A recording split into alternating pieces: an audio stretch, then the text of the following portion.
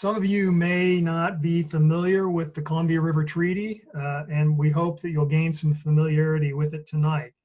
But this program is really not about the technical points of the treaty and how those details ought to be modernized. But for those who are new to the subject, we wanted to provide a very short and necessarily incomplete primer on some major points of the treaty. The Columbia River, by volume, is the fourth largest river in the United States. 40% of the almost 1,250 miles of the river are in Canada, though for some this international border is a modern creation that really doesn't reflect cultural, linguistic, family, and other ties between people in the region. Not so long ago, the Columbia River was the most prolific salmon river in the world.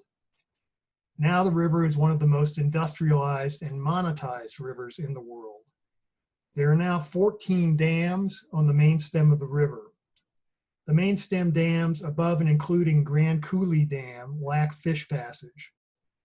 Salmon on the Columbia used to migrate over 1,200 miles from the ocean, almost to the headwaters of the river to spawn. But those runs are now about a tenth or less of their historic abundance, and that percentage includes hatchery supplementation. Wild and non-hatchery salmon runs are largely in serious trouble on the Columbia.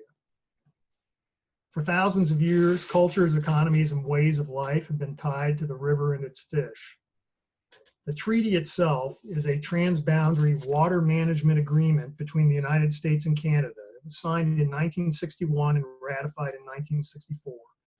It focuses on two subjects, hydropower and flood control, and requires coordinated operations of the Columbia and Kootenay rivers on both sides of the border.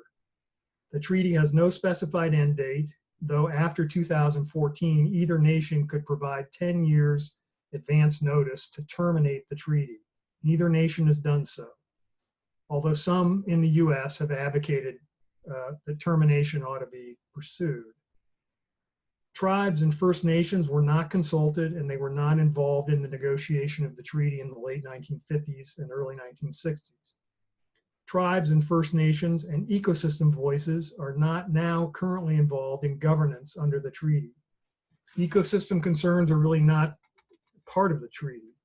It is focused on hydropower and flood control only. It was assumed that ecosystem functions could be addressed by domestic actions in each country, and that hatcheries would mitigate for lost fish runs. And importantly, the benefits of the treaty system have not been shared by those most impacted by treaty operations. On the hydropower point, here's a little bit of detail. There's a piece of the treaty that deals with downstream power benefits. And these are benefits that are computer modeled using treaty methods and defined 6 years in advance. Half of these downstream power benefits are for Canada, and this is known as the Canadian entitlement. And under the treaty, the US provides energy and transmission capacity to Canada to satisfy the entitlement. This electrical power and capacity is then sold on the market, including back to the US and to utilities here and in Canada. The annual value bounces around depending on power markets and assumptions, but has been calculated in the range of $220 to $335 million per year by Bonneville Power Administration. When the treaty was first ratified, British Columbia sold 30 years of this entitlement to the US utilities to finance the construction of 3 main stem dams on the Columbia in Canada. Those dams were built, and now British Columbia gets all of the Canadian entitlement in perpetuity unless the treaty is terminated or renegotiated. The renegotiation of the entitlement is high on the US power utility wish list for a new treaty. The second big element of the treaty is flood control. The 3 main stem dams that the treaty produced in Canada now store almost 19 million acre-feet of water. For its part, the US also built Libby Dam on the Kootenay River in Montana, and that has about 5 million acre-feet of storage. As a result of treaty and non-treaty dams, almost 25 million acre-feet of water was and is held back from stream flows on the Columbia in the spring and early summer. Peak flows on the Columbia downstream are now quite reduced compared to historic flows. and this heavily impacts salmon migration. And areas of Canada where people and communities were dislocated and much environmental damage was caused by the construction of multiple new giant reservoirs whose water level now ramps up and down based on the demands of the power markets. In essence, permanent floods were created upriver to reduce flood risk downstream in the United States. There are other provisions governing flood control. One provision that is very important is that Canada no longer has to provide assured annual flood control after 2024. That's coming right up. And if that section of the treaty is not renegotiated, the US will have to effectively use its available water storage in the United States before calling upon Canada to use its flood control storage after 2024. It would be a major, major challenge for the US with massive fish, flood control, hydropower navigation, and other impacts to move away from this assured annual flood control program into a program where the US had to maximize flood storage at its own dams. So what would we like to see out of a modernized treaty? In short, we want three legs to the stool. Currently, the treaty deals with flood control and hydropower. We believe ecosystem function should be a co-equal third priority for any modernized treaty, and treaty governance should be modified to give the river a voice in governance. What does ecosystem function mean? The tribes have developed a comprehensive definition that covers many areas, but in general terms, the US NGO Conservation Caucus would like to see the treaty modernized in three main ways. One, there should be stream flows across the border with the right timing, quantity, and quality of water to promote productive populations of anadromous fish, native fish, and wildlife. Two, there should be improved fish passage into historical habitat at Grand Coulee and above. And three, there should be improved and just governance and implementation of the treaty, a voice for the river at the table, a voice for ecosystem service, ecosystem function at the table as well. And on this governance point, I'd be remiss if I didn't note that, you know, systemic racism in the United States is finally receiving more attention.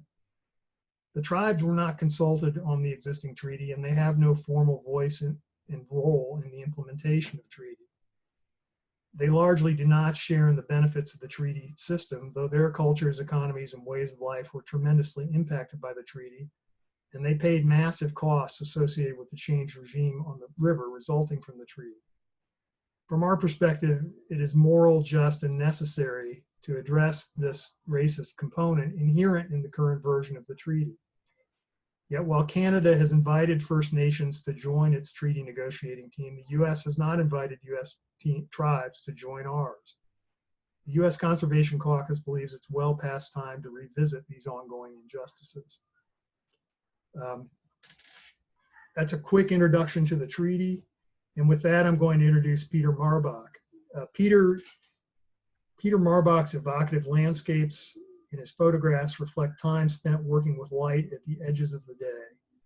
He has produced photo essay books and enjoyed commercial success with clients including National Geographic, Sunset Magazine, Country, Alaska Airlines, the USDA, Travel Oregon, and more. His work is a part of the permanent collection at Oregon State University. His books include Columbia River Gorge National Scenic Area, a photo essay on the 25th anniversary of the creation of the Columbia River Gorge National Scenic Area. This was released in May of 2011. And his latest work, published in November 2019, is Healing the Big River, Salmon Dreams and the Columbia River Treaty. This masterfully combines the art of visual storytelling with passionate essays. And Dr. Michel, who is with us tonight, is one of the contributors of an essay in the book. Peter has been noted by former President Jimmy Carter, quote, Peter Marbach's exquisite imagery reminds us of the simple joys of connecting with the land and the importance of preserving precious sites for generations to come. Peter resides in the heart of the Columbia River Gorge in Hood River, Oregon. He's an avid hiker and backpacker, Apparently just this morning he was up on Barrett Spur on Mount Hood in a secret meadow that he won't tell us about. He has hiked the Appalachian Trail across and the Pacific Crest Trail, and he's completed a 600-mile trek across England and Scotland. Often when hiking, he finds himself at the right place and the right time for his scenic photography. He often visualizes an image and then patiently waits until all the elements come together in one glorious moment. And we'll get a chance to see many of those here in a second. With that, I'll turn it over to Peter Marbach. Thank you, Peter, for being here. Thank you, Dr. Michel, for being here. Looking forward to hearing from both of you tonight. Okay, well, John, thank you so much, and thank you all for coming tonight. Give me a moment here to just get this PowerPoint loaded up and running. You have to forgive me. This is my very first time giving a webinar presentation. And hold on just a second here. There you go. You know, when COVID came along, just before that happened, I was on a roll. The book had come out in the late fall, November of 2019. And I was very excited because I'd spent 14 years of my life working on this project. It was finally time to get out there and give talks and give presentations. And I had all these projects and speaking engagements lined up, you know, from March all the way through the fall, and all of a sudden, boom, you know, COVID hits. And it took away all of that momentum. And as I'm sure you all agree, there's nothing like being able to give a presentation live and to be able to bond with your audience and to shake hands afterwards and actually get hugs. You know, imagine that, being able to hug again and all that. So, but I'm really grateful to Waterwatch for contacting me a few weeks ago and inviting me, because it really helped snap me out of what I called my COVID-induced fog. I had been feeling just so badly about things in the world in general and had not really done much with this project. So it reminded me that, you know, one of the goals of the book is public awareness. And so this is great to be sort of back in the saddle, so to speak, to be out there talking to you all again and to sharing the imagery and the stories. And I'm really glad, John, that you gave a detailed description, so I don't have to talk anything about the treaty. What happens next is just going to be eye candy for all of you. I'll just show you an overview of the entire Columbia from source to sea. But right now, I'm just going to encourage anybody who wants to stay in touch with me and answer questions that might not be answered tonight. Pull out your cell phones and take a screenshot of my contact information here, which should be up here. It's www.petermarbach.com, and my email is marbachphoto@gorge.net. And my number, if you want to text me, is 503-360-4788. So I'll just give a moment or two for anybody who wants to save that information, because in the 1 hour that we have here, it's really hard to tell the complete story of this 14-year project. That's why I highly encourage you to be one of the first 30 people to get the book from Waterwatch. And for those of you who don't get it from Waterwatch, you can go to my website and order it from me, and just let me know that you had seen this presentation for Waterwatch, and I'll donate 50% of the sales back to Waterwatch. So with that, I will get started. So here is the book. The title is Healing the Big River, Salmon Dreams and the Columbia River Treaty. You'll see down at the bottom, it says photography by Peter Marbach. And many of you just know me as Peter Marbach, but throughout the 14 years of me working on this project, I was so touched and so impressed by the way that tribes and First Nations cared for one another, and that family and keeping family culture and family unity alive was very important to them. And it made me realize that my mother, Ethel Pachaki, she was the last of her tribe, so to speak, from Poland. So with this book, I decided that from now on going forward that I would include her name as part of my artistic name. So the Polish tribe is now honored, and I go by Peter Pachaki Marbach. In Polish, it's Pohucki. But anyway. So this is really where it all started. Some, oh my goodness, like 19 years ago. It's crazy. I had went through completely unexpected triple bypass open heart surgery in June of 2001, and it completely blew me off my cockiness of like being indestructible, and it really threw me for a loop for a long time. But along the way, the healing process began when I was able to go to the Columbia River and sit along the shores and just listen to the water and just recover and listen to the music, the sound of the river. And then as I got a little bit braver, I started hiking up the trails that emanate up from the Columbia River Gorge National Scenic Area. And when I was able to climb Dog Mountain at 3,000 feet, I thought, well, surely I can get back to climbing Mount Hood, because that's the mountain I climb all the time. So 8 months after my surgery, I got to the top of the summit of Mount Hood, which you're looking at right here, and I dropped to my knees and I just wept. I was so happy to be able to get back to my office, you know, because this is where I work, this is where I live. But right there, I made a promise to the universe. I just said out loud that at some point in time, I was going to do two things. I was going to do a book project to honor Mount Hood, and then a project to honor the Columbia. So I took on the Mount Hood project first, and that was a little easier. It was closer to home, and it only took me 4 years to produce. But then in 2006, I started thinking about this Columbia River idea. How was I going to do this? And I said, well, the first thing I need to do is to make a pilgrimage and go all the way up to the headwaters region of the Columbia. And so here we're looking at a map of the entire Columbia. You can see it outlined in the dark blue purplish thing. And you can see where it says the town Invermere, but the river actually starts in a little town called Canal Flats. And it's really interesting. You can see the word, the Kootenai River there. It's a kind of a geological freak of nature that the Kootenai River comes within maybe 1/3 of a mile of the beginning of the Columbia. But what most people don't realize is that the Kootenai is actually the source of the Columbia, because from where it comes really close, there's an underground spring that goes underneath, and it filters up and it bubbles up out of the ground just above the town of Canal Flats. So this is a picture right at the headwaters. I was told many years ago by the writer Robin Cody from Portland, who said, Peter, you've got to go up to the headwaters someday and you can actually straddle the Columbia River. And I thought, oh my God, that's just crazy. Knowing the Columbia River mainly from my life here in the gorges, this big, wide, massive lake, that just didn't seem possible. But on my first trip up there, I stopped in at a grocery store in Canal Flats and asked somebody where the headwaters was, and this lady looked at me with a kind of a glazed over look in her eyes, and she just pointed to the lake, and she's like, oh, I think it's somewhere up there. Well, I never found it on my first trip, but many years later, I went up there and found it, and it was amazing, but it was like 3 days of gray weather, sideways, freezing rain and sleet, but finally it cleared just long enough. But you have to remember, I was out here by myself. So I'm like, well, how am I going to portray the drama of this? So I put the camera on a tripod and I would run and jump into place, come back, look in the back of my camera. I'm like, oh, that's a crappy shot. Go back and do it again.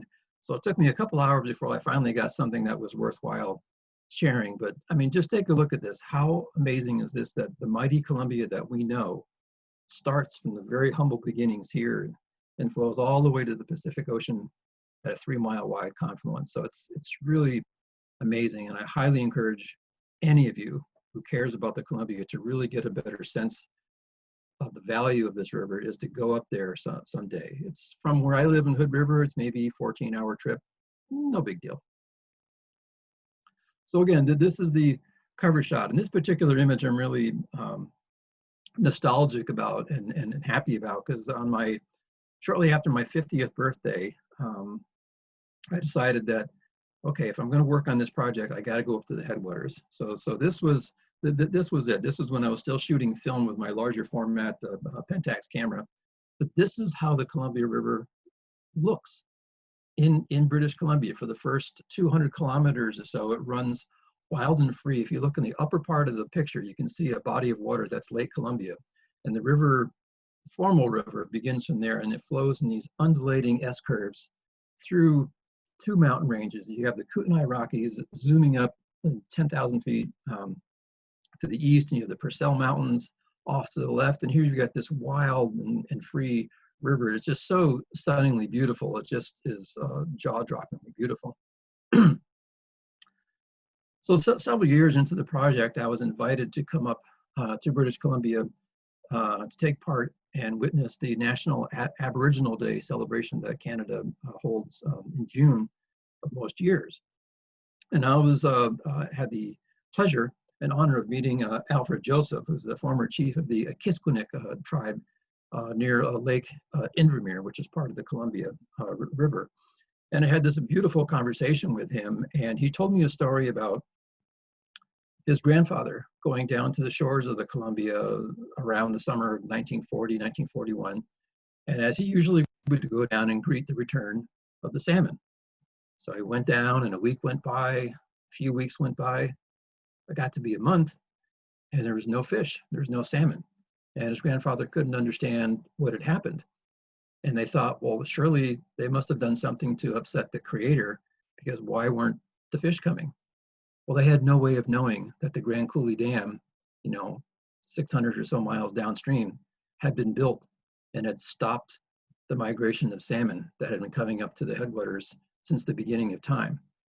So it was a very poignant moment. I mean, he's sitting there telling me the story, and there's a single tear in his eye, and I'm doing all I can to keep myself together from not just losing it. So I was very honored to meet him and hear his story. This is Deb Fisher. She is a retired educator with the Métis First Nation, and I spent a lovely day with her kayaking on the wild and free section of the river. And she told me a story when she talks to her students about what happened with the salmon. She uses the analogy referring to dominant culture, white people, that imagine that if one day we woke up and suddenly we were invaded overnight by Martians, and they zapped all our cattle and all our wheat and all the things that we counted on and took for granted, and suddenly overnight it was all gone. That's what it's like for us. That's what it's been like for us for over 80 years since we lost the salmon, because it's affected our diet, our culture, our spirituality. When she was telling me this, again, I was just getting very emotional thinking about how terrible this was, what an injustice that took place. So this gives you a sense of just how wild and free and how crazily beautiful the Columbia River is up in the Columbia Valley. I got over my fear of getting up in a little two-seater plane to get this image, but you can just see the entire Columbia River and the associated wetlands just winding its way northward between two great mountain ranges. And I think I'm correct in saying this, that the wetland area in this area is the second largest intact wetlands ecosystem in all of North America. And it's pretty impressive, and it's right on the Pacific Flyway. And in May every year they have a festival called Wings Over the Rockies, which celebrates bird life and the environment up there. So this is near Kinsman Beach in Lake Invermere. The Shuswap tribe, the Ktunaxa Nation, and the Kiskunick folks in September, they still hold an annual salmon festival to celebrate the important role of salmon in their culture. But even though the salmon from the Columbia River no longer migrate up there, it's a way of keeping their culture and spirituality alive. But the irony here is that they actually have to have salmon either trucked in or flown in from different rivers in Canada to be able to host the salmon festival. But they hold on and they pray for someday that the salmon will actually be returned to the headwaters. So we continue to go north here now on the wild and free section. In the background, you see the Purcell mountain range. And it's a beautiful beautiful image right here. But in order to get this image, I saw this from a road.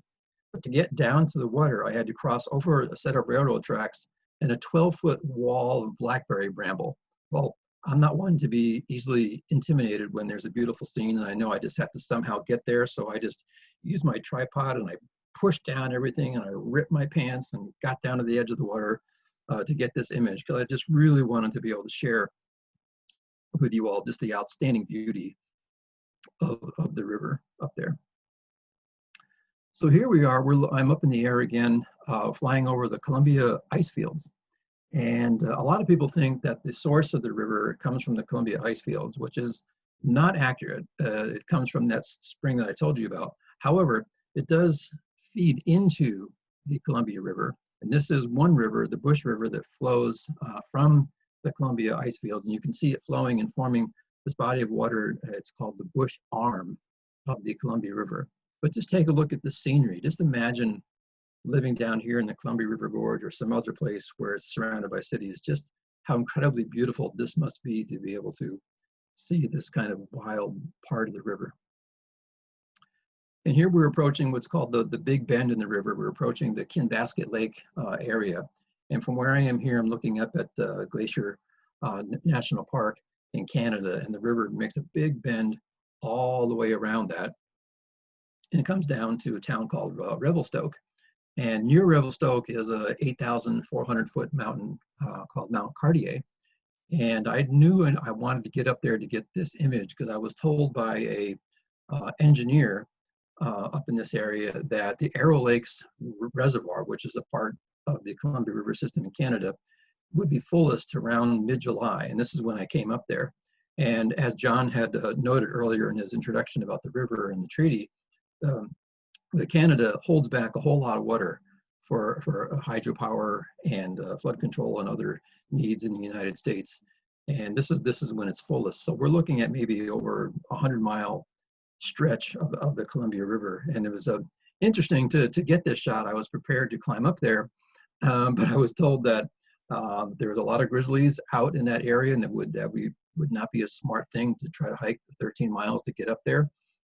So at the last minute, I found out about there was a helicopter company that was taking mountain bikers up there for a race. And, you know, they were going to charge like $1,000 or something like that. And they said, well, since there's already a race going on, we'll just charge you $100 if you can squeeze in. So I jumped in, and literally you can see the thin edge here. They dropped me off on the edge and they said, okay, you've got 30 minutes to get the shot. We're going to be flying back up and we'll come get you. So it was pretty hair-raising experience, but definitely worth it. So here we are now getting down near the confluence of the Columbia River and the Kootenai River. And in this image here, you can see it's kind of smoky. This is left over from one of the really bad wildfires that was going on in BC. I can't remember if it was either the summer of 2017 or 18, but Graham Lee Rollins is in the canoe. And he was an instructor with the Columbia Field School for the Wild Site organization. And he was bringing a group of high school students down. I think they started up near the headwaters and came all the way down to this confluence where they're going to have a conference. And I was so impressed by Graham, so I invited him to be one of the 10 guest essayists in the book. I'm going to pause here for a second because for a relatively young guy, what he wrote for his essay was just absolutely astonishing, and I want you all to hear it. So this is from Graham Lee Rollins. At the essence of my generation is the experience of profound loss, the experience of grieving for things which are precious, but can no longer be saved. My generation will be some of the last people to know glaciers on the mountain peaks. We will be some of the last to love many oceanside beaches. Some of the last to remember summers not consumed by wildfire and choked by smoke. Some of the first to get used to the term climate refugee. My generation will be one of the last who have lived in a time before this loss became, to some degree, inevitable. A wise woman once told me, you know, I really do believe that if we can bring the salmon back, we can save the world.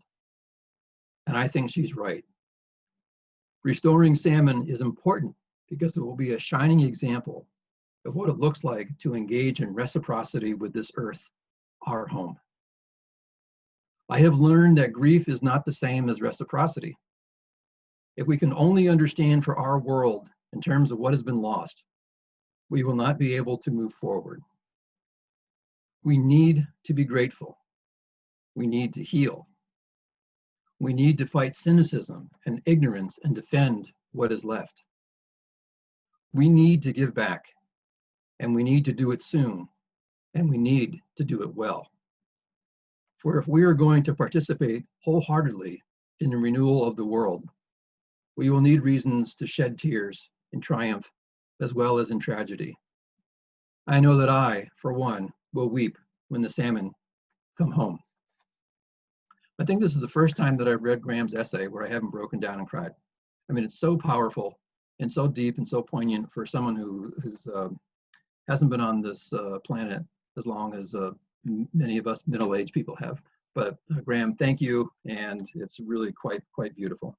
And again, that's one of the reasons why you guys should consider getting a copy of the book. That's just a small excerpt from one of the 10 powerful essays in the book. So here we are now. We've crossed the border. We're into the United States. We're on the Lake Roosevelt area. And I was invited by the Colville Tribes and the Upper Columbia United Tribes to witness their annual canoe journey. And DR, you can correct me if I'm somewhat mistaken what I'm about to say here, but from what I understand, the youth of the tribes are given an opportunity to learn the craft and the culture of building their own canoe. And I think from a tribal elder, they were taught how to do this, and it took them maybe anywhere from 5 to 6 months to learn how to build these canoes. And then they had the pleasure and the honor of getting in the canoes and starting up somewhere near the border and going all the way down toward Kettle Falls, which for many of you, if you don't know Kettle Falls, it's very similar to what Salila Falls was to the tribes in the lower Columbia. It was a main gathering area for tribes from all over the Pacific Northwest in Canada. And unfortunately, because of the Grand Coulee Dam, Kettle Falls was inundated. And above the shores of where Kettle Falls used to be, there is this boulder. And at first look, you might look at this and just think, oh, it's just a big piece of basalt with a lot of scratches in it. But these are not scratches. These are thousands of years worth of tribes sharpening their fishing implements, their spears, their knives, their tools, everything that they use to catch fish. And when you put your hand on this rock and you can put your finger in the grooves, it is diamond hard smooth, and you can just feel centuries worth of history and culture here. It was a very powerful moment for me. So we were now on the shores where Kettle Falls used to be, and what's happening here is you see a bunch of stones being tossed in the air.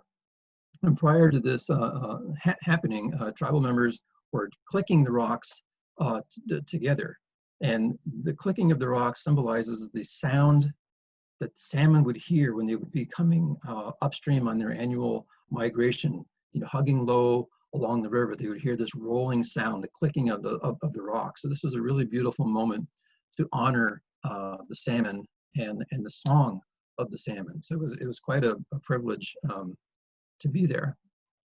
And I'm going to take this moment right now. This is perfect timing to read an excerpt from one of the guest essayists, Dr. Michel, who you'll hear from later on. This was the essay that he contributed to the book. On August 23rd, 2019, as I was honored to release a wild salmon at Kettle Falls as a part of the Confederated Tribes of the Colville Fish and Wildlife Program's cultural release into the blocked area. For one day, my fellow tribal citizens and I were able to truly give back and carry forth our responsibilities to those salmon spirits. Through the work of generations of people to bring salmon back to their historic habitats, we were able to realize a small part of the overall goal of a healthy and sustainable salmon run back to their home where they belong. Again, we sing the songs to welcome the salmon home. Again, we click the rocks together as a sign for the salmon to return. This time, after releasing those salmon, we get to see them leap out of the river for the first time at Kettle Falls in 79 years.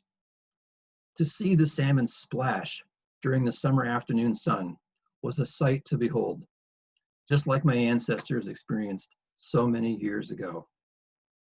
We have done so much, and we have so much more to do together for the benefit of all. Again, just one of the brilliant essays in the book.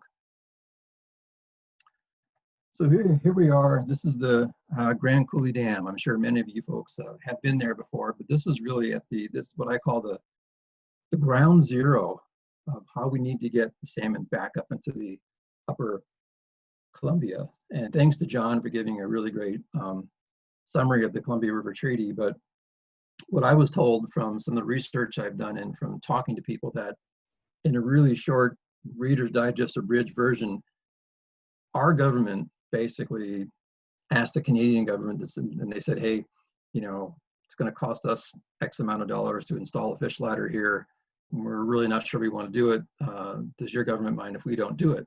And the Canadian response was, no, we don't care. I know there's a lot more to it, and there's a lot more history behind it, but in essence, there were plans. They had the technical ability to install the fish runs, but it was a choice that was made to not do it. And to me, that's probably the most unconscionable moment in the history of all of this, is that they had the opportunity to do it. All of this could have been set aside and fixed, and we would not have had the problems, but a choice was made to not do that and to ignore, you know, thousands of years of tribal culture, to ignore the salmon runs, and to just basically mess with a river ecosystem. And so I'm still here at the Grand Coulee Dam. I had heard that they gave this really wild laser light show from Memorial Day weekend through Labor Day weekend.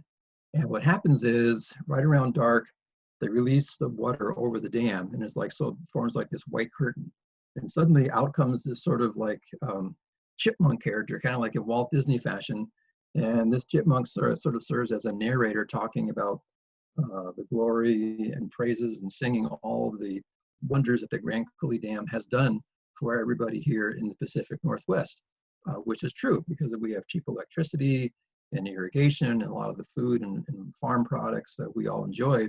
What was disappointing to me was during this 30-minute presentation, there was little or no reference at all to the negative impacts that had happened to not just tribes and the salmon upstream, but there were entire towns and communities, non-tribal people, orchardist farmers whose way of life was wiped out. There was flooding. There were ancient grave sites that were submerged underwater. So I hope that someday that the Bureau of Reclamation will update their public presentation to include some admissions of what had happened in the past and what they're trying to do to mitigate some of the issues. This was another beautiful moment. We're still right near the base of Grand Coulee Dam. This is Randy Friedlander from the Colville Tribes. I think he's in charge of the fisheries operation for the Colville Tribes. And Randy had told me that he has this tradition of after he catches the first fish in the spring, that he catches the fish, harvests them, and then takes their carcasses and tosses them back in the water at the base of the Grand Coulee Dam.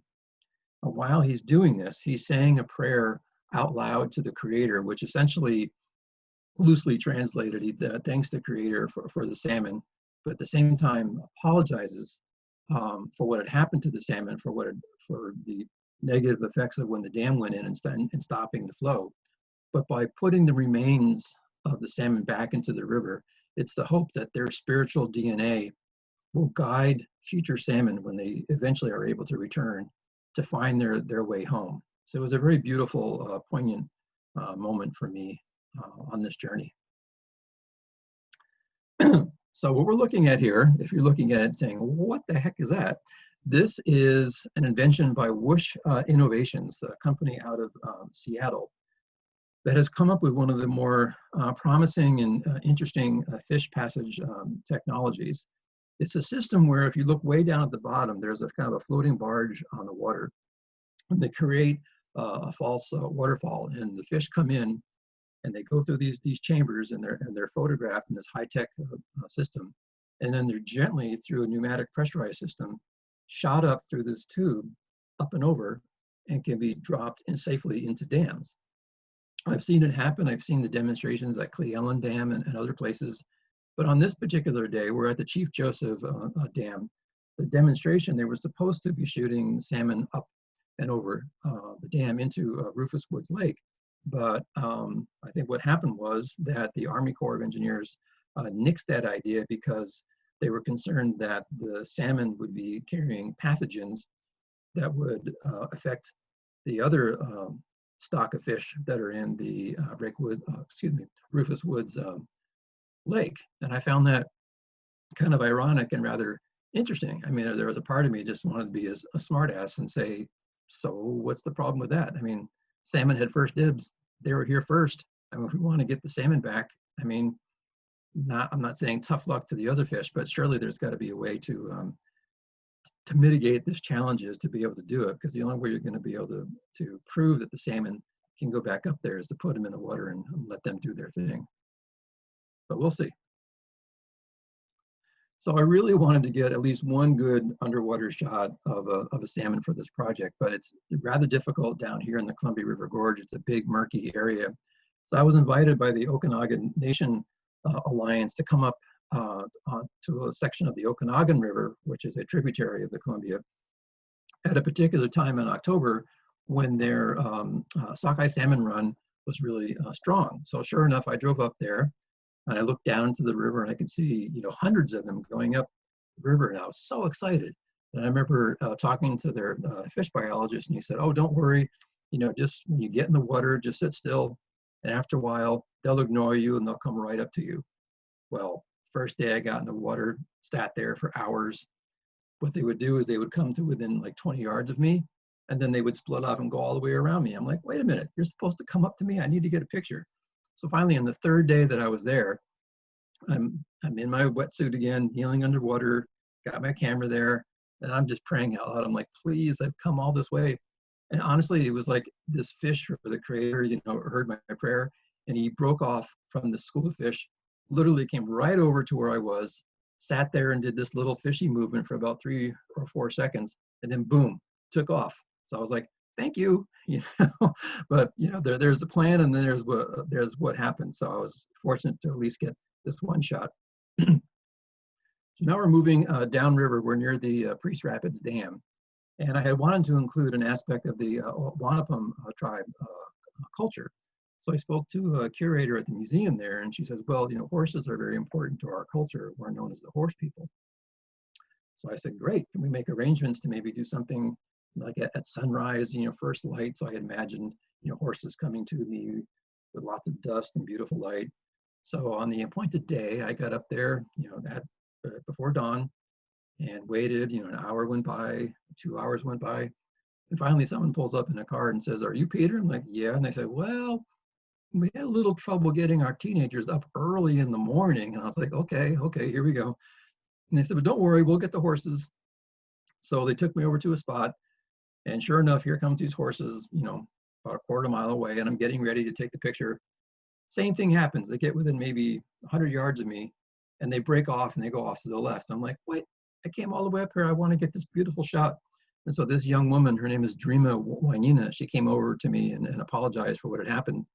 And as we're standing there talking, I see this moment. I said, oh, maybe I can get this good photograph. So I asked her rather sheepishly, I said, could you just do your very best to keep the horse still? I think I might be able to get a good shot here. So that's how I ended up getting the shot. So what you're looking at here is the stretch of the Columbia River through the Hanford Reach and the Hanford National Monument. I was struggling with how to photograph this without getting, you know, some of the Hanford nuclear stuff in the shot. So as I was approaching the trailhead, I noticed these massive sand dunes, maybe 200 or 300 feet tall. So I climbed to the top of one of them. I really liked the composition here, but the plan was to wait until sunset for dramatic color, but it never happened. So this is the best of what I could come up with. And in that same section in the Hanford Reach, these are staff fisheries from the Columbia River Intertribal Fish Commission. They come up here and they use these nets to drag the juvenile salmon, collect them and put them on a boat and take them down to a fish tagging station in Richland, Washington. And then they are then put on barges and delivered downriver below the Bonneville Dam, where they're released, and they go off to the ocean for their 3 to 5 year journey. So this is Palouse Falls on the Purcell River, which flows from there maybe 3 or 4 miles before it hits the Snake River, which is the largest tributary in the Columbia River system. I know it's not officially part of the Columbia River system, but the topography, the beauty of this place, I just had to include it in the project in order to get this image and this milky smooth image. This was about a 20-second image taken way after sunset to be able to just capture the mood of this. But it's quite an amazing place. If you've never been to Palouse Falls State Park, I highly recommend you go there.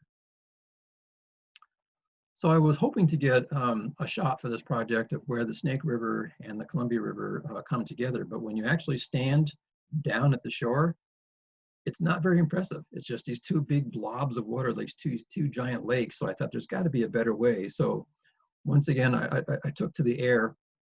I know it's maybe hard to see in this image, but the Columbia River is off on the horizon, a straight line beneath those brown hills. But in flying over the Snake River, it got me thinking about the situation on the Snake River as well, with all the recent talk of trying to get those dams removed. And I do hope that happens someday. And who knows, maybe that's a future project for me, but certainly important to get the salmon restored up that river as well. So we continue downriver now. We're in an area known as the Wallula Gap. And what you're looking at here, there's two basalt pillars in the middle here. They're known as the Caillou sisters, and they play a very prominent role in the creation story and mythology of the Confederated Tribes of the Umatilla. So I highly encourage you to Google or go online and read about the Caillou sisters, because there's just not enough time to talk about that today, but very beautiful. This was a really fun day. This is Jeremy Red Star Wolf. He holds many leadership roles in the Columbia River Intertribal Fish Commission, as well as with the Confederated Tribes of the Umatilla Reservation. And he's on the Umatilla River here with his son, Aiden.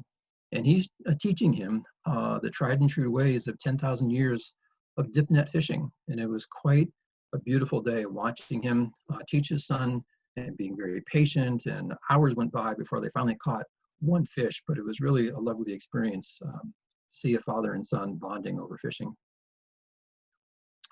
So now we're entering the boundary of the Columbia River Gorge National Scenic Area. And some of you may recall that bighorn sheep were reintroduced into this area, a decade or so ago. And I really wanted to get at least one good wildlife image for this project. And I knew the general area of where these sheep were, but you know, you can't just go out there and find them automatically. So I spent a couple of days looking around, and finally one day I went and I saw two of them up on the hillside.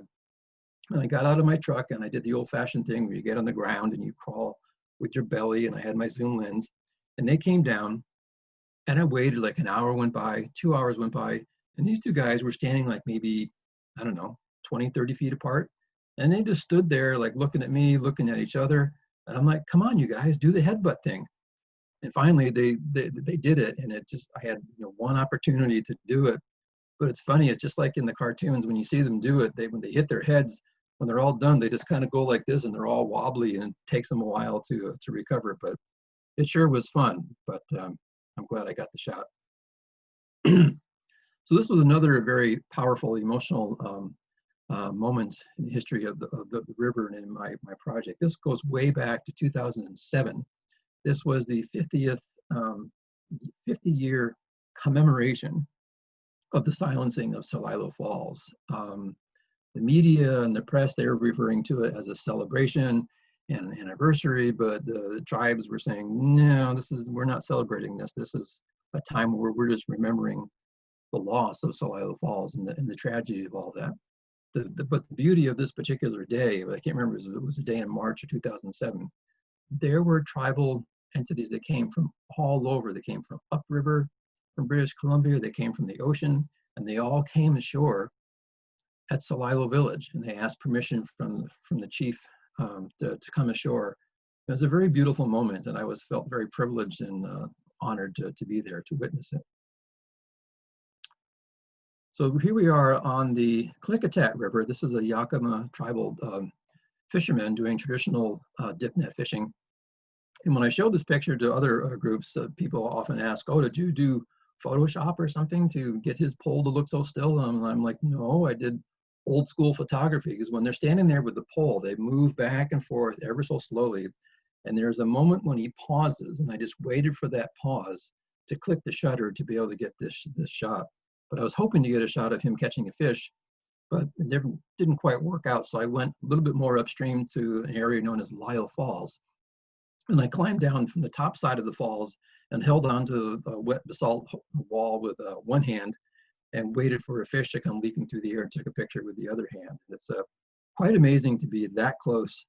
And it's always so impressive to see salmon, how they can magically just hurl themselves up over a 20-foot waterfall to try to return to their spawning grounds. This is one of my favorite pictures from the project. This is Annalise McConnell, the daughter of Bridget McConville, who also is a contributing essayist and poet for the book project. This was on the Warm Springs Reservation a long time ago, when they do a ceremonial harvest of roots in the spring. And forgive me, I can't quite remember the name of the roots. And every time I show this image, I tell myself I need to get the name of that, but I'm not quite sure. But it's a root that they traditionally harvest in the springs on the Warm Springs Reservation. So now we're entering down through the western edge of the gorge, and many of you know Dog Mountain. It's a sort of a premier wildflower viewing place in the spring. And unfortunately, this year it was closed during the COVID thing. But this was from a few years ago when I went up to the top. And whenever I hear in the weather forecast that there's, transitional stuff or unstable weather, that usually means there's going to be some magical moment. So I went up there and got hammered with rain and sleet, and it was terrible, but it cleared just enough at sunset to get this magical feeling here. So we're looking west, and that's Wind Mountain in the foreground, and the river is bending all the way toward Portland. So we're getting closer to the ocean now. We're at the Ridgefield National Wildlife Refuge. There is a plank house there that has incredible, beautiful art. That's a great example of carvings from the Chinook and Grand Ronde tribes. And the plank house is open to the public on occasion. You just have to contact the National Wildlife Refuge there in Ridgefield. But I was very honored to be allowed in there to capture some of their beautiful artistry. So now we're near the end of the journey. This is that Cape Disappointment State Park on the Washington side, near the confluence with the ocean. And I had heard, again, in the forecast that there was going to be this tremendous storm. There's going to be a high tide, what they call the king tide. It's full moon, lightning, this nasty, nasty weather. And I had gone down there with a preconceived notion of a shot that I was going to get of a curling wave, but that didn't quite happen because the winds were so strong. So in this image here, what was really wild was that the winds were so strong was that it was picking up the water and was holding it and swirling it up in the air. So I was very fortunate to come away with at least one good shot after laying on the ground for 6 hours in the rain. And then this is the Pacific Ocean, looking out at the 3-mile wide confluence. This is the calm after the storm, so to speak. So again, it's pretty amazing to go from where I was straddling the river all the way down to the ocean. This was a really powerful moment, and I'm going to end this presentation by reading a short essay that describes this moment for me. This was my contributing essay to the book. On August 16th, 2019, salmon swam upstream above Grand Coulee Dam, reaching for home for the first time in over 80 years. Invited by the Colville Confederated Tribes, it was a thrill to bear witness to this symbolic cultural release of 30 salmon back into the waters above the dam. I have been privileged to experience many special moments during my years of working on this book, but this, by far, had the biggest impact on my heart and soul. It was many things: a celebration, a reunion of family and friends, and a coming together of First Nations and tribes who traveled great distances to participate in this historic event. When the truck arrived carrying salmon recently caught downstream below Chief Joseph Dam, Emotions poured out, tears flowed, and primal screams of joy echoed across the water. A line was formed to carefully pass each salmon to the water's edge. Children gathered on the shore to touch the backs of the salmon, held gently by a tribal elder before releasing them to freedom. I stood calf deep in the water, composing from a respectful distance, but close enough to feel the electric wonder of a salmon brush against my leg before departing upstream, like its ancestors since the beginning of river time.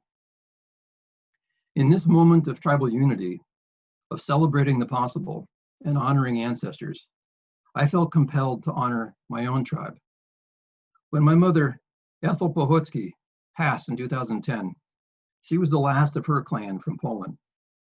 And so I honor her now, from this moment forward, to be known as Peter Pohutsky Marbach. In 2001, the life-giving rivers of arteries in me became blocked. If not for emergency bypass surgery, my extinction was certain.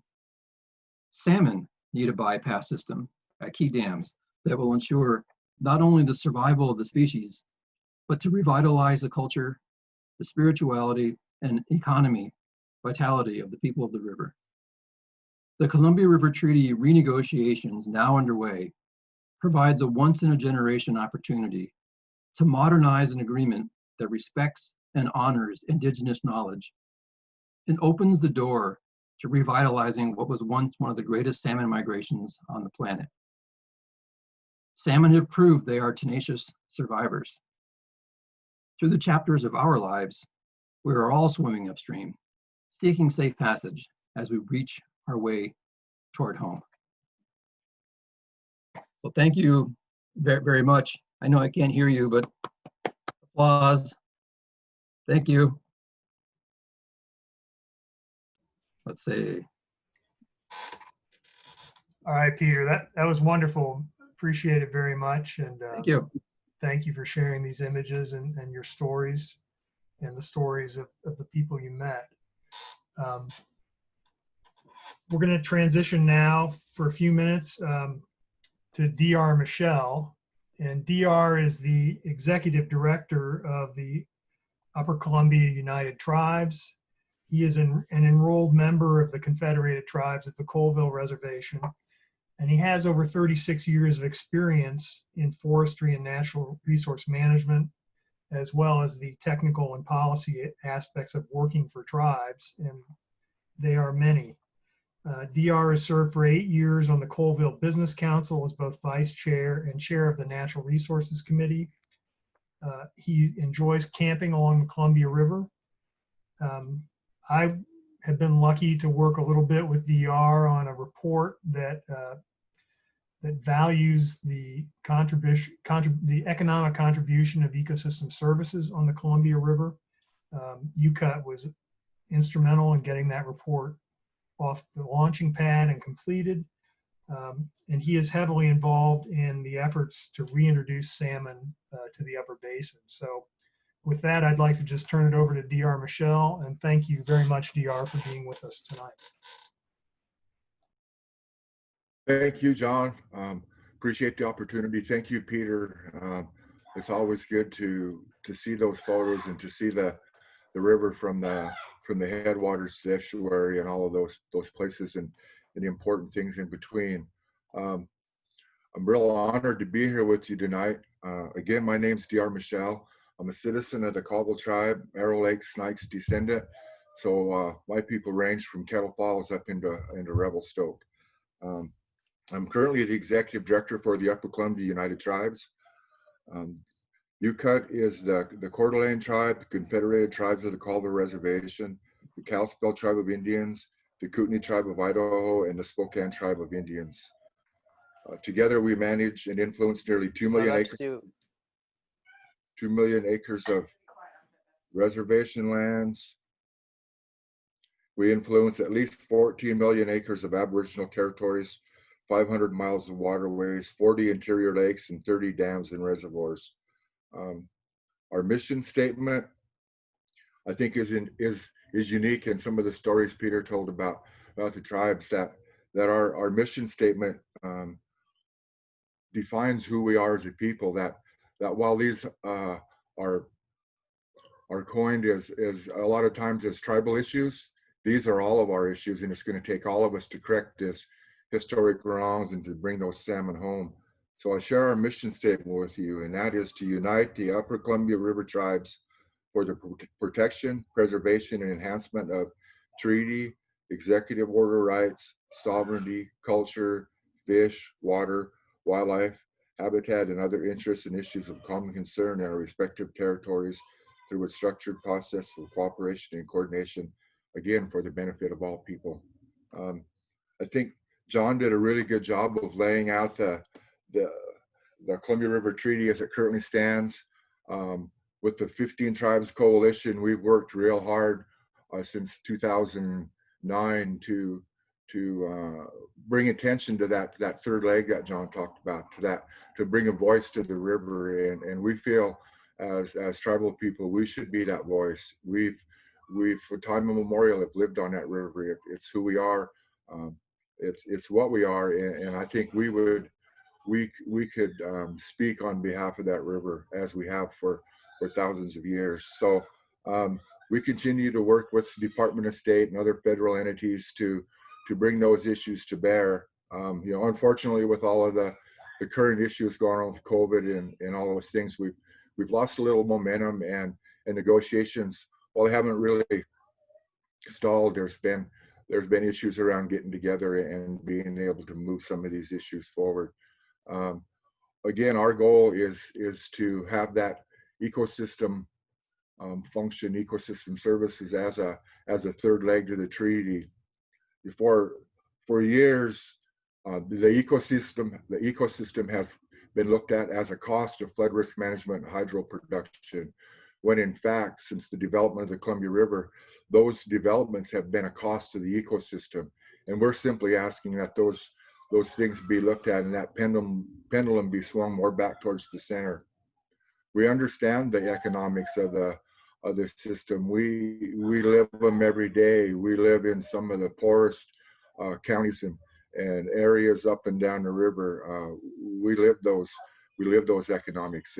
And John mentioned a study we did a few years back, valuing the Columbia River system, and that talks about ecosystem as a benefit, not as a cost. That there's a lot of economic opportunities in ecosystem function, ecosystem services, fishing opportunities, cultural opportunities, all of those things that came along with the salmon can come upriver. There's huge benefits downriver that those tribes and those folks still get to enjoy, and it's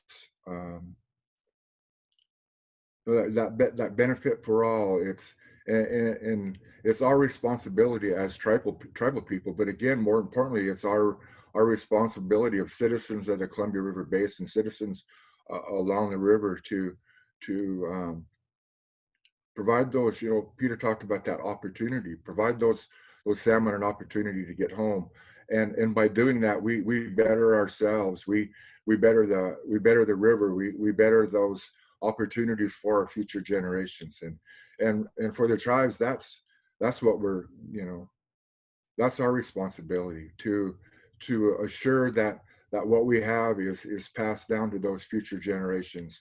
We're here just for a really short amount of time, but what we do now has great impacts on those possibilities for those future generations. So we talk a lot about opportunity, and there's opportunities being laid out here with the Columbia River Treaty, with the Northwest Power and Conservation Council.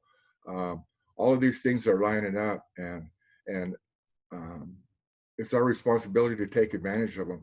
Those cultural releases, there were some studies also attached to those. So there was a fear that because those salmon have been blocked out of them home waters for so long, that they wouldn't know what to do once they got above Chief Joe. So they did a little study that showed 95% of those fish went upriver.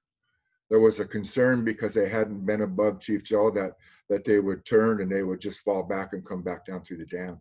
Well, they went upriver, and they actually found some reds up in up near Nespelem. So they'd actually even spawned in some of those areas. Those fish we released above Grand Coulee, most of them went north. So that instinct, that spirit of that salmon is still there, and they're just looking for an opportunity. When we constructed Chief Joseph Dam, within 45 minutes of turning the water on and we're into the hatchery, those fish were going up there, not knowing they were going into a hatchery, but seeing it as an opportunity to continue their journey home.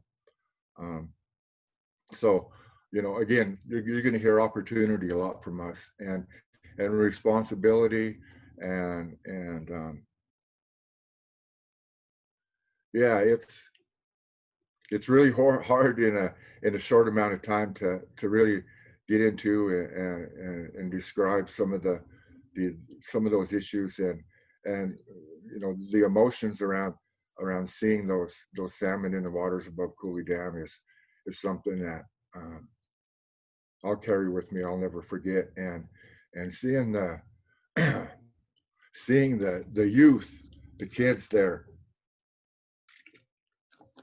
realizing and understanding what was going on was also very moving and inspirational and motivational. Again, this is home. We're not going anywhere. We've been here for thousands of years. Our people will be here for forever, and we're not going to stop until the salmon are home. There's somebody behind me.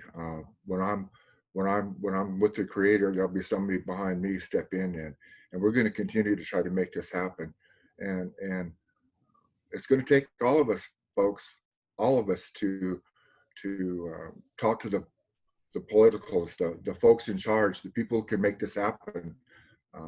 They need to know that we're behind it, and I think it's important in these current political times that we remind these folks that they work for us. We do not work for them, and we need to make this happen. And I can't emphasize that enough. We have huge opportunities, and we can do this. We can do this, people. So again, I appreciate the opportunity. John, Peter, Neil, all the folks at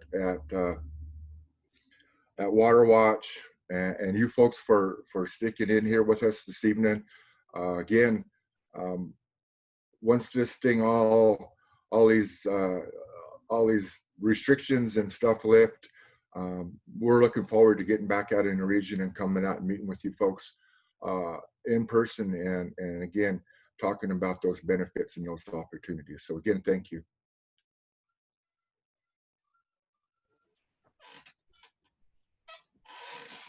Thank you, DR. It's good to hear from you, and stay healthy.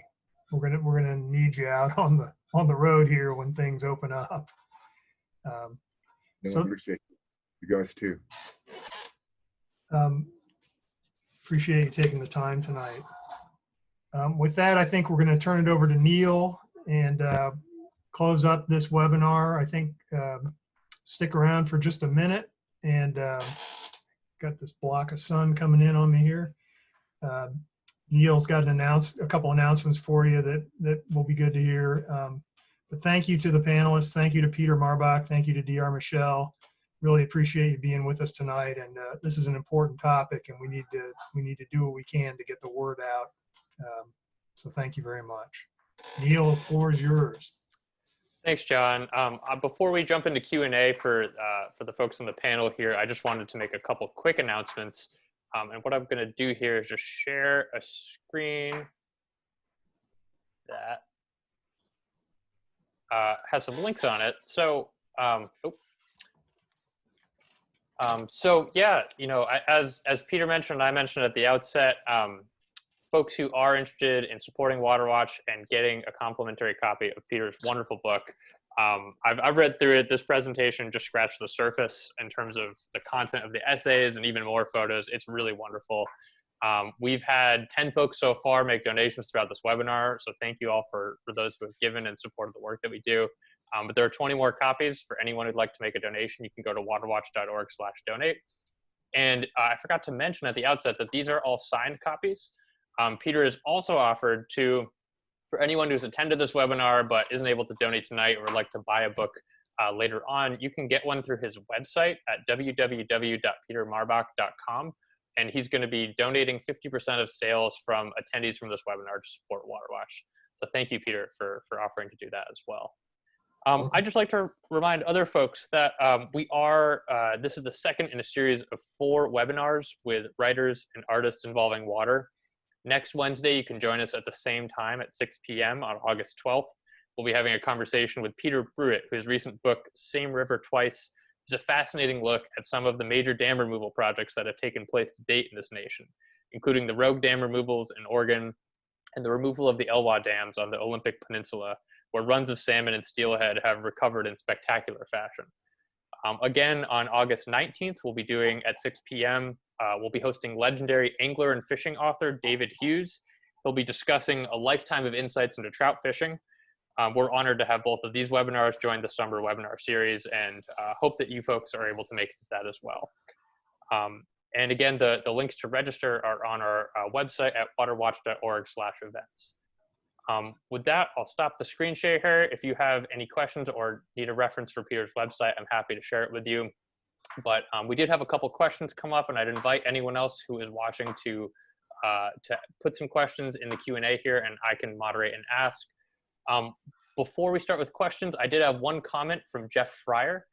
He mentioned to Peter that the juveniles that you showed captured at Hanford Beach are tagged at a tagging trailer at the old Hanford town site, allowed to recover and released on site, not barged down river.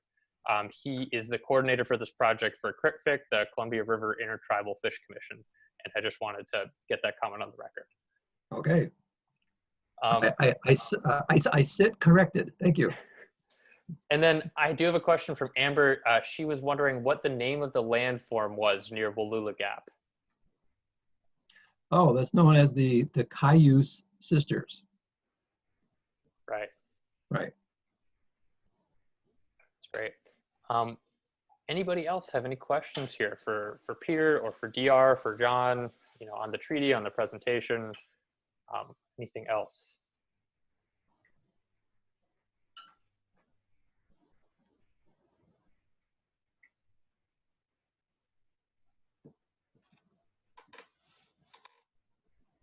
Well, I'm not seeing any other ones come in here. We can give it a second. Oh, here's a new message in the chat. Thank you. Oh, here we go. From Denise. She's curious, from 2024, which is going to the states, reduction in ag or power? What is your consensus? And hopefully I'm reading that right.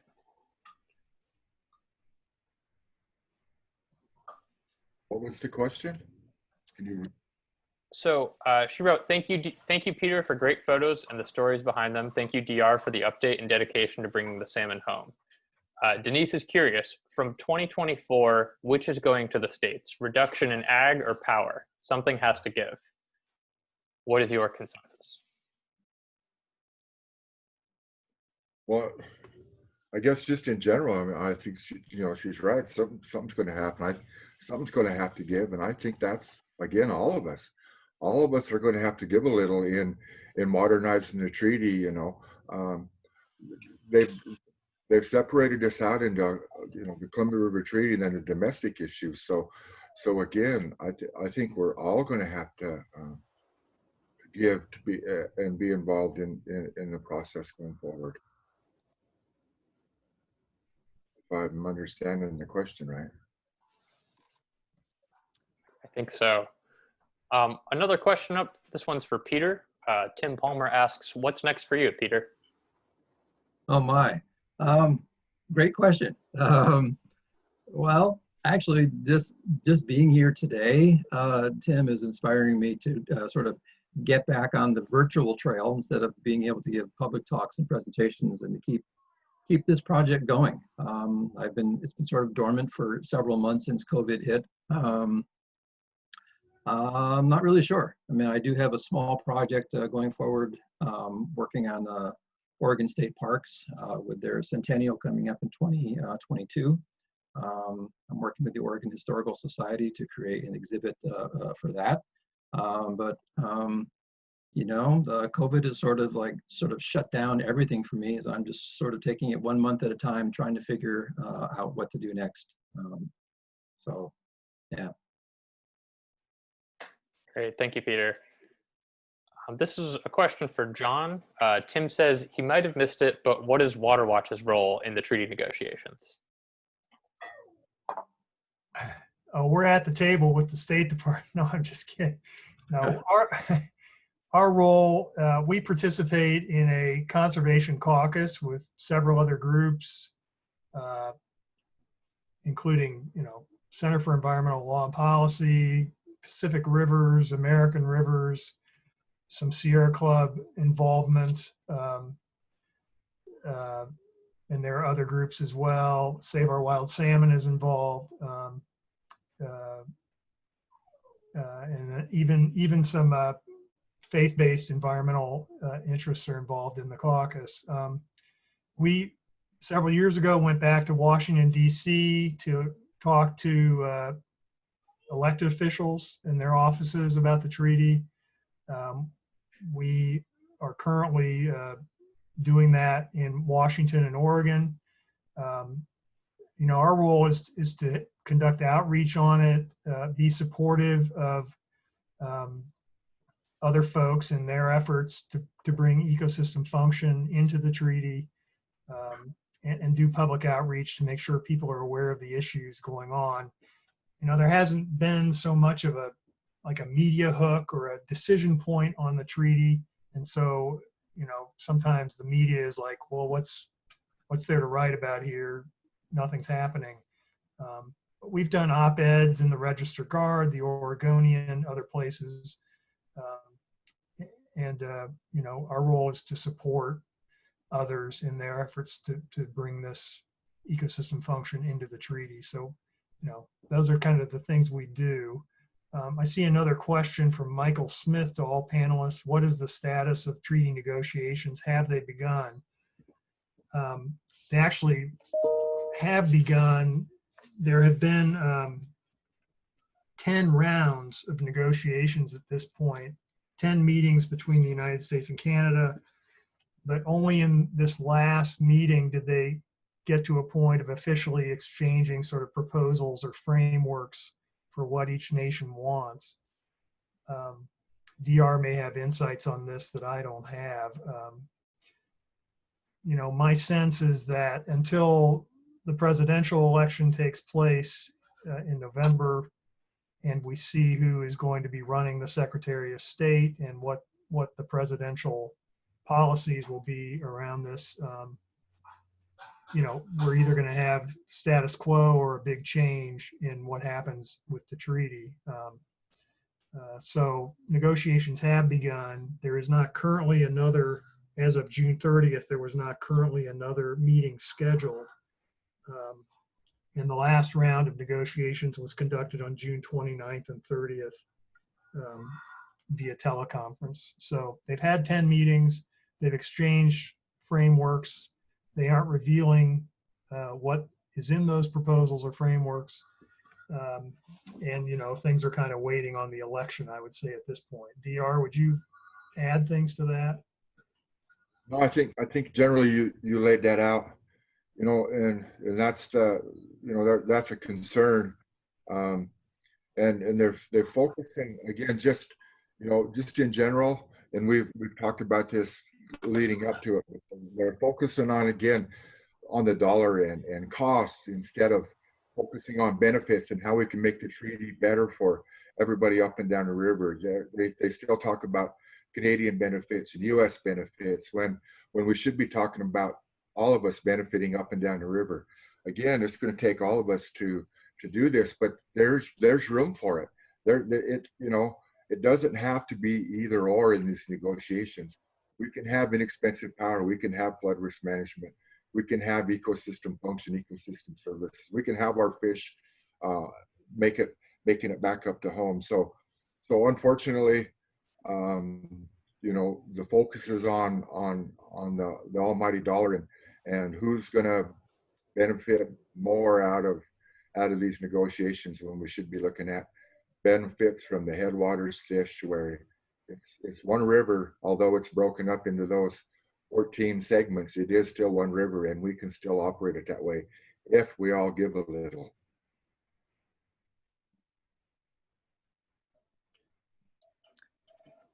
Thanks, John and DR. We have one other question here from Bonnie. She asks, do we know the role of Senate Foreign Relations Committee will have once the recommendation comes from the State Department? It's my understanding that depending on what's done with the treaty, they'll have to ratify it. If it's terminated and you know, there's different processes, but somewhere along the line, they'll have to ratify it. Great, thank you, DR. Yes, Senator Risch wields a tremendous amount of power right now around the treaty from Idaho, who heads that committee in the Senate. Scary. Indeed. One more question here. A comment that Senator Risch won't accept ecosystem function.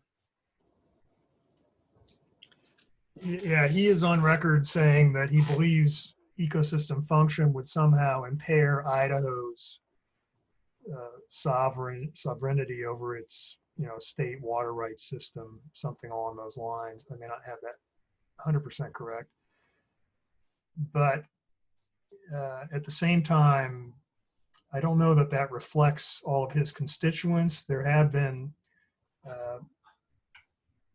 there's been some reaching out to Idaho water users, and you know, some folks there are not walking that line that Senator Risch is walking at this point. So it'd be interesting to see what happens.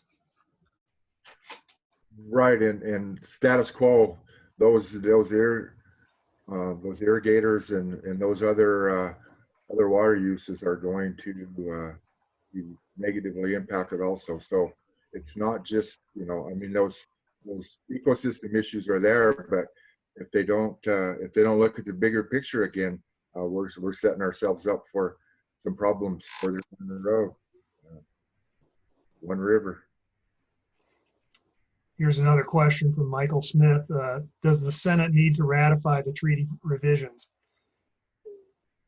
I mean, potentially it could run through the Senate. It could be done through a series of sort of side notes and memoranda as well. So there are many paths forward to making changes to it. And not all of them lead to ratification by the Senate. Right. Yeah, if you don't mind, I just wanted to make a comment / question. I wonder if it would be helpful, and maybe DR is best, or John, to answer this question for those who are still listening and with us, to let people know who's actually taking part in the negotiations. Who are the lead negotiators for the United States? Who are they? Like, I think there are 4 on each side. Who's representing the United States and who's representing British Columbia? And perhaps with that knowledge, and when DR was talking about it's up to all of us to reach out and talk to politicians and stuff, if people knew who's actually sitting there making the decisions, perhaps constituents can contact some of these people and voice their thoughts and their comments and concerns.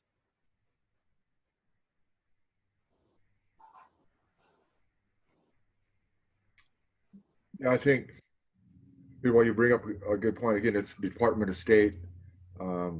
On the U.S. side, Jill Smale is leading that process. I think that the better way to navigate through that is, again, through your local, you know, and don't go just straight to the congressionals, feds. Go, you know, we need a grassroots approach. We need to get buy-in from our county commissioners, our local governments, and I think that's why when I talked about we may have lost a little momentum. We were out doing that a lot. We were going into communities. We were talking. We were meeting with county commissioners and local groups, local folks in those areas that are being impacted. And so, just, you know, again, remind these folks that they work for us and we set the priorities, and that just needs to be a priority for us. Yeah, just to answer the question, officially the Department of State leads the U.S. negotiating team, which consists of representatives from Bonneville Power Administration, the Corps of Engineers Northwestern Division, the Department of Interior, and National Oceanic and Atmospheric Administration. U.S. has also included expert advisors from some tribes, but I'm not going to, I don't know the precise status of that. In Canada, it's really British Columbia Hydro, which is doing the negotiating and leading the negotiations for Canada. And it's really a British Columbia matter up there. It's not as if Ottawa is having a lot to say about this negotiation. At least that's my understanding. It's really being run by BC Hydro. Thanks, DR and John. I just wanted to interject here with a comment, I think circling back to the discussion around Senator Rich. This is from Jim Heffernan, and he says, and Jim, correct me if I'm not interpreting this right, but he says that it's important to note that Idaho Water is not involved in treaty discussions and that Columbia Basin tribes oppose that.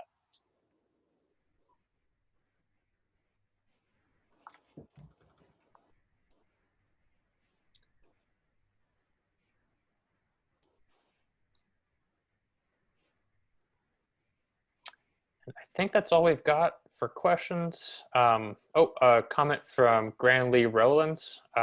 The Canadian negotiating team includes 5 parties: British Columbia, Canada. Oh, I don't want to butcher the tribal names. I think I'm likely to. I'll put them in chat here so everybody can see. For those who are curious about who's leading the Canadian side of the negotiations. And Jim Heffernan said, to clarify that tribes opposed Idaho Water being involved in negotiations.